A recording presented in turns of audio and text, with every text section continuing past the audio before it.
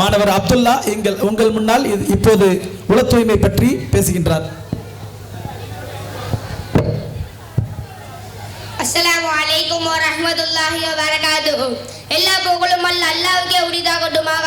அவனுடைய சாந்தியும் சமாதானமும் நபிகள் நாயகம் ஸல்லல்லாஹு அலைஹி வஸல்லம் அவர்கள் மீதும் அவர்கள் குடும்பத்தார்கள் மீதும் சத்திய சஹாபாக்கள் மீதும் முன்னால் வாழ்ந்த நல்லவர்கள் மீதும் இன்றும் இங்கு அமர்ந்திருக்கும் நல்லவர்கள் மீதும் உரித்தாகட்டுமாக. ஆமீன். எனக்கு இந்த விழாவில் பேசுவதற்காக கொடுக்கப்பட்டுள்ள தலைப்பு உள்ள தூய்மை என்ற இக்லாஸ். உள்ள தூய்மை இக்லாஸ் என்பது இஸ்லாமிய மார்க்கத்தின் மிக முக்கியமான அடிப்படையாகும். நாம் செய்யும் எந்த ஒரு செயலையும் இறைவனிடம் அங்கீகரிக்கப்பட வேண்டும் என்றால் அது வெளியிடும் ஒரு அல்லாஹ் திருப்தியை கொண்டு நோக்கமாக இருக்க வேண்டும்.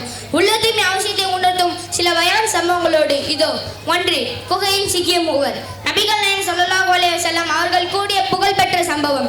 முற்காலத்தில் 3 மனிதர்கள் பயணம் செய்த போது ஒரு பெரும் மழையினால் குகையின் தஞ்ச போவதனால் திடீரென ஒரு பெரிய பாடை உருண்டு வந்து குகையின் வாசலை அடைத்தது. அவர்களால் அதை நகற்ற முடியவில்லை. அப்போது அவர்கள் நாங்கள் செய்த தூய்மையான நற்செயல்களை கொண்டு இறைவனிடம் பிரார்த்திப்போம் என்று முடிவெடுத்தனர். முதல் நபர் தனது பெற்றோர்களுக்கு செய்த தன்னலமற்ற சேவையை கூறினர். 2ஆம் நபர் ஒரு பெண்ணின் மீது மோகம் இருந்தது, இறைவனுக்கு பயந்த அந்த பாவத்திலிருந்து விளங்கியதை கூறினார்.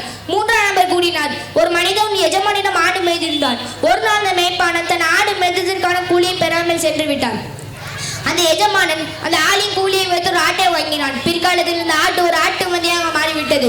ஒரு நாள் அந்த மேய்ப்பாளன் தன் எஜமானிடம் தன் கூலியை கேட்டு வந்தான்.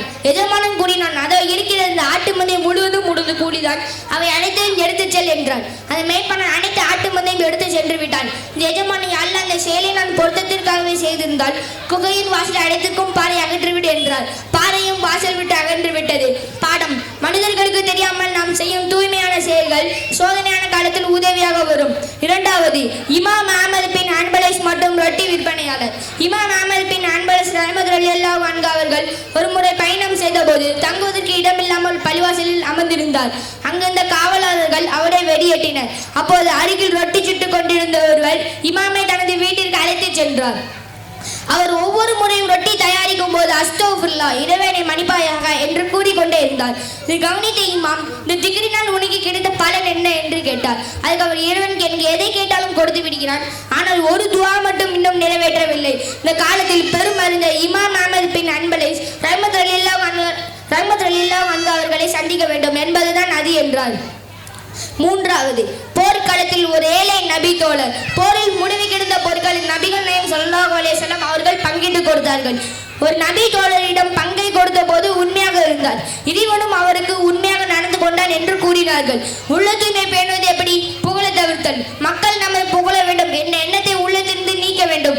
மறைவான இபாதத், எவருக்கும் தெரியாமல் தான தர்மங்கள் மற்றும் வணக்கங்களை கூறுவது உள்ள தூய்மை வளர்க்கும். அல்ல என் செயல் அஸ்துதி வெளிவேடும் இல்லாமல் உனக்காக மட்டுமே செய்ய அருள் புரிவாயாக என்று எப்போதும் துவா செய்ய வேண்டும். இதோடு என் உரையை முடிவு செய்கிறேன். வாயிரு தவானா அனில் ஹம்துலில்லாஹி ரப்பில் ஆலமீன். அஸ்ஸலாமு அலைக்கும்.